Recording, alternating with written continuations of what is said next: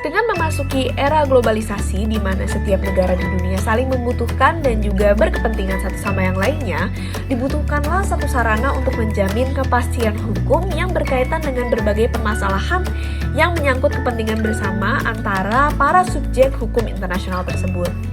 Sarana yang dimaksud yaitu perjanjian internasional yang diatur dalam kaidah-kaidah hukum yang dikenal sebagai hukum perjanjian internasional. Secara khusus, negara kita, negara Republik Indonesia ini, juga merupakan salah satu subjek hukum internasional yang memiliki berbagai kepentingan hukum. Dan dengan demikian, Indonesia juga merupakan salah satu pihak dalam berbagai jenis perjanjian internasional sampai dengan saat ini. Salah satu perjanjian internasional tersebut adalah Konvensi Internasional Pemberantasan Pendanaan Terorisme 1999 yang disahkan dan diadopsi ke dalam hukum nasional Indonesia, khususnya ke dalam Undang-Undang Nomor 6 Tahun 2006. Maka pada video ini kami akan membahas mengenai pengesahan Konvensi Internasional Pemberantasan Pendanaan Terorisme ke dalam Undang-Undang Nomor 6 Tahun 2006 sebagai salah satu contoh untuk aplikasi hukum perjanjian internasional atau perjanjian internasional sendiri di dalam hukum Indonesia. Sebelumnya, izinkan kami untuk memperkenalkan diri kami terlebih dahulu.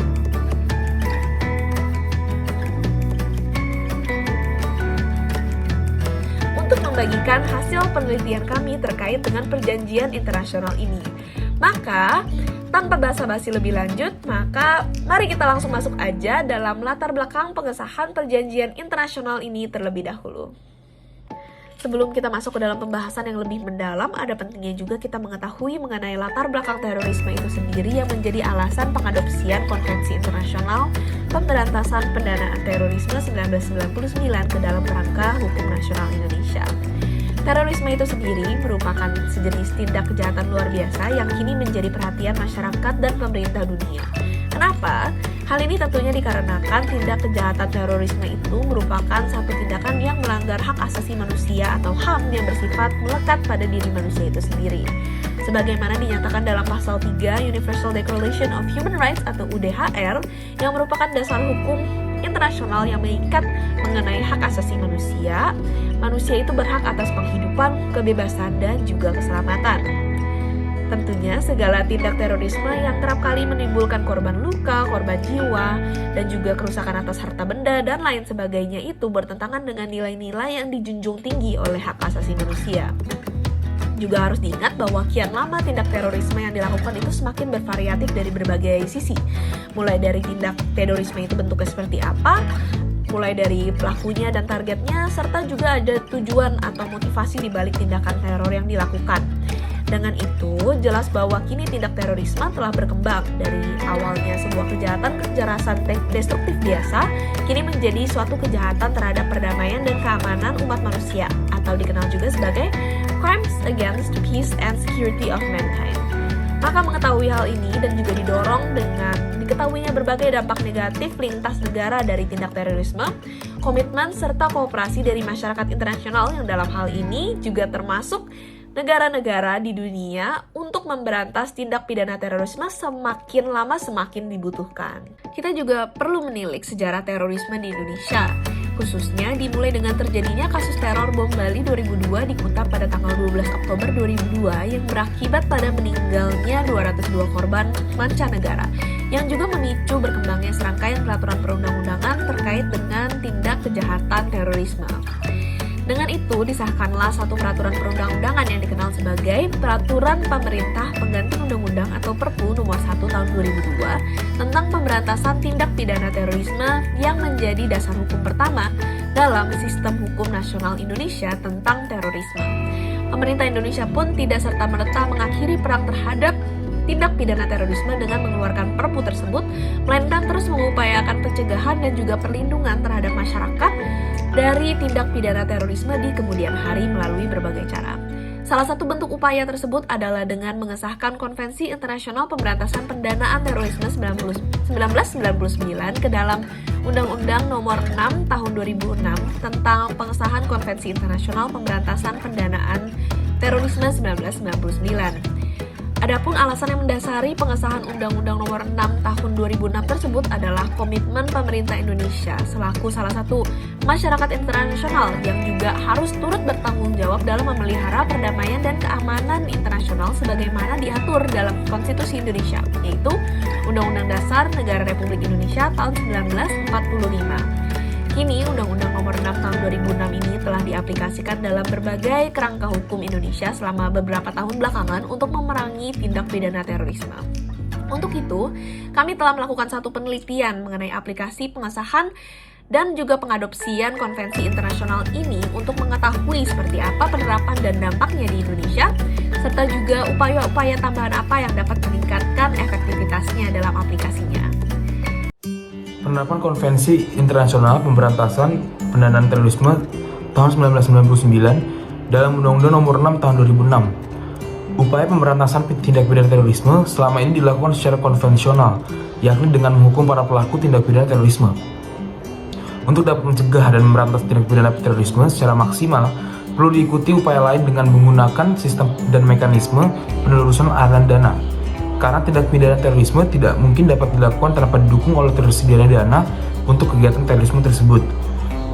Komitmen masyarakat internasional dalam upaya mencegah dan memberantas tindak pidana pendanaan terorisme diwujudkan dengan disahkannya International Convention for the Suppression of Financing of Terrorism, atau yang dalam bahasa Indonesianya adalah Konvensi Internasional Pemberantasan Pendanaan Terorisme tahun 1999. Indonesia telah melakukan ratifikasi konvensi tersebut dengan Undang-Undang Nomor 6 tahun 2006 tentang pengesahan International Convention for the Suppression of Financing of Terrorism, atau dalam bahasa Indonesianya adalah Konvensi Internasional Pemberantasan Pendanaan Terorisme tahun 1999.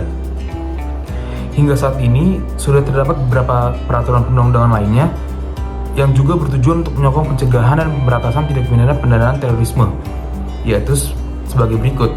Yang pertama adalah Undang-Undang Nomor 15 tahun 2003 tentang penerapan peraturan pemerintah pengganti Undang-Undang Nomor 1 tahun 2002 tentang pemberantasan tindak pidana terorisme menjadi undang-undang. Yang kedua, Undang-Undang Nomor 8 tahun 2010 tentang tindak pidana pencucian uang. Yang ketiga adalah Undang-Undang Nomor 9 tahun 2013 tentang pencegahan dan pemberantasan tindak pidana pendanaan terorisme. Walaupun demikian, mengetahui bahwa tindak pidana terorisme ini berpengaruh luas dan transnasional, koordinasi dan kooperasi internasional untuk mengeradikasi terorisme sangat dibutuhkan. Dibuatlah Konvensi Internasional Pemberantasan Pendanaan Terorisme. Indonesia pun telah melakukan ratifikasi konvensi tersebut melalui Undang-Undang Nomor 6 tahun 2006 tentang pengesahan International Convention for the Suppression of the Financing of Terrorism, mengacu pada komitmen Indonesia untuk turut melaksanakan ketertiban dunia sebagaimana disebutkan dalam Undang-Undang Dasar Negara Republik Indonesia tahun 1945. Mengikuti komitmen tersebut, dibuatlah Undang-Undang Nomor 9 tahun 2013 tentang pencegahan dan pemberantasan tindak pidana pendanaan terorisme. Lingkup pendanaan terorisme dalam undang-undang ini mencakup perbuatan yang dilakukan secara langsung atau tidak langsung dalam rangka menyediakan, mengumpulkan, memberikan, atau meminjamkan dana kepada pihak lain yang diketahuinya akan digunakan untuk melakukan tindak pidana terorisme. Undang-undang ini mengatur secara komprehensif mengenai yang pertama adalah kriminalisasi tindak pidana terorisme dan tindak pidana lain yang berkaitan dengan tindak pidana pendanaan terorisme. Yang kedua, penerapan prinsip mengenali penggunaan jasa keuangan. Yang ketiga, pelaporan dan pengawasan kepatuhan. Yang keempat, pengawasan kegiatan pengiriman uang melalui sistem transfer atau melalui sistem lainnya yang dilakukan oleh penyedia jasa keuangan. Yang keempat, pengawasan pembawaan uang tunai dan atau instrumen lainnya ke dalam atau ke luar daerah PABN Indonesia. Yang selanjutnya adalah mekanisme pemblokiran, pencantuman dalam daftar terduga teroris dan organisasi teroris, selanjutnya pengaturan mengenai penyidikan, selanjutnya penuntutan, selanjutnya pemeriksaan di sidang pengadilan, serta kerjasama baik nasional maupun internasional dalam rangka pencegahan dan pemberantasan tindak pidana pendanaan terorisme. Selanjutnya, saya akan menjelaskan tentang dampak dari penerapan Konvensi Internasional Pemberantasan Pendanaan Terorisme dalam Undang-Undang Nomor 6 Tahun 2006. Dampak dari Konvensi Internasional Pemberantasan Pendanaan Terorisme pada tahun 1999 yaitu munculnya aturan hukum yang secara khusus mengatur mengenai pemberantasan terorisme yang telah disebutkan sebelumnya. Sebenarnya dari sebelum disahkannya Undang-Undang Nomor 6 Tahun 2006, perhatian pada konvensi ini disertai peristiwa terorisme bom Bali pada tahun 2002 telah memicu dibuatnya Peraturan Perundang-Undangan Nomor 1 Tahun 2002 tentang Pemberantasan Tindak Pidana Terorisme. Selanjutnya itu Perpu tersebut dijadikan undang-undang melalui Undang-Undang Republik Indonesia Nomor 16 Tahun 2003. Sebelumnya tidak ada peraturan perundang-undangan manapun dalam sistem hukum Indonesia yang mengatur secara khusus mengenai terorisme. Terorisme sebagai kejahatan luar biasa tidak dapat dibendung hanya melalui KUHP dan KUHAP. Walaupun demikian, kini KUHP dan KUHAP masih digunakan untuk mengadili tindak pidana terorisme dan pendanaan terorisme. Contoh dampak penerapan Konvensi Pemberantasan Pendanaan Terorisme di Indonesia.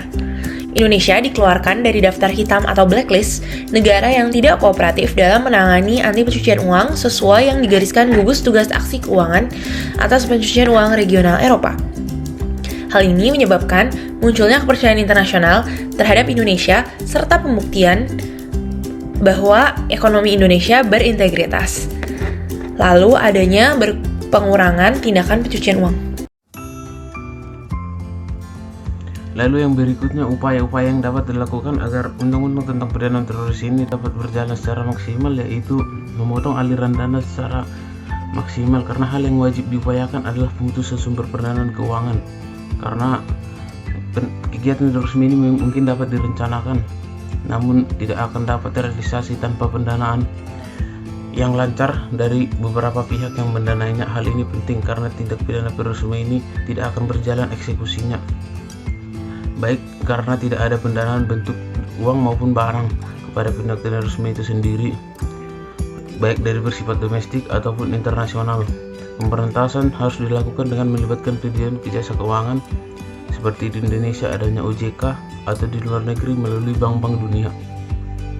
Terdapat upaya yang dapat dilakukan Indonesia sendiri, yaitu bentuk beberapa undang yang mengatur tentang pemutusan mekanisme keuangan ke luar negeri. Harus diselidiki asal, tujuan, dan kegiatan dari uang tersebut agar tidak salah aliran kepada terorisme. Di Indonesia sendiri tentang pengaturan mekanisme yang memperkuat undang-undang ini ada itu Undang-Undang Tahun Nomor 9 Tahun 2013 tentang pencegahan pemberantasan tindak pidana pendanaan terorisme yang berisi pengaturan lebih lanjut terkait pencegahan dan pemberantasan tindak pidana terorisme. Undang-undang ini salah satu undang-undang yang perkuat dari ratifikasi Undang-Undang Pendanaan Terorisme. Pengawasannya itu melalui tindakan pengiriman uang melalui sistem transfer ataupun sistem lainnya yang dilakukan oleh penyedia jasa keuangan, pembayaran lain atau dalam wilayah luar Indonesia. Baik, jadi pada kesimpulannya, seperti yang telah dikatakan sebelumnya juga, bahwa sekarang ini terorisme bukan lagi merupakan suatu hal yang asing bagi masyarakat. Khususnya dengan adanya perkembangan zaman yang tengah dilewati sekarang. Nah, tindak kejahatan terorisme itu sendiri merupakan suatu tindakan yang melanggar hak asasi manusia yang bersifat melekat pada diri manusia itu sendiri. Jadi pernyataan tersebut merujuk pada pasal 3 UDHR yang menyatakan bahwa setiap manusia itu berhak atas penghidupan, kebebasan, dan keselamatan. Selain itu, di Indonesia sendiri, pemerintah itu mulai melakukan penyusunan terkait dengan peraturan terorisme pertama itu melalui Perpu Nomor 1 Tahun 2002 tentang pemberantasan tindak pidana terorisme. Selain itu, pemerintah kemudian juga mengembangkan peraturan ke dalam cakupan yang lebih luas dengan dibentuknya Undang-Undang Nomor 6 Tahun 2006 tentang pengesahan Konvensi Internasional Pemberantasan Pendanaan Terorisme tahun 1999 sebagai komitmen pemerintah dalam melaksanakan ketertiban terkait dengan fenomena terorisme itu sendiri. Selanjutnya, dengan ratifikasi yang telah dilakukan oleh Indonesia terhadap Konvensi Internasional Pemberantasan Pendanaan Terorisme tahun 1999 menjadi sebuah undang-undang nasional resmi di Indonesia, maka diharapkan untuk konvensi tersebut dapat dijadikan sebagai sebuah komitmen bagi Indonesia khususnya dalam menghadapi tindakan terorisme yang ada.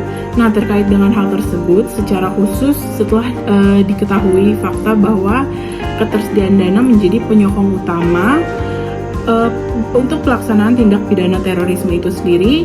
Nah, hal ini juga tercantum dalam ketentuan Undang-Undang Nomor 6 Tahun 2006 tentang pengesahan Konvensi Internasional Pemberantasan Pendanaan Terorisme tahun 1999 tersebut. Baik, demikian materi yang kami sampaikan. Terima kasih. Baik, sekian hasil penelitian kami. Untuk mengakses hasil penelitian kami yang lebih mendalam terkait dengan topik ini, teman-teman bisa banget mengakses link di kotak deskripsi. Nah, kalau misalnya teman-teman memiliki pertanyaan atau ingin berdiskusi dengan lebih lanjut dengan kami, teman-teman juga boleh banget tinggalkan pertanyaan-pertanyaan tersebut di kolom komentar di bawah ya. Terima kasih sudah menonton.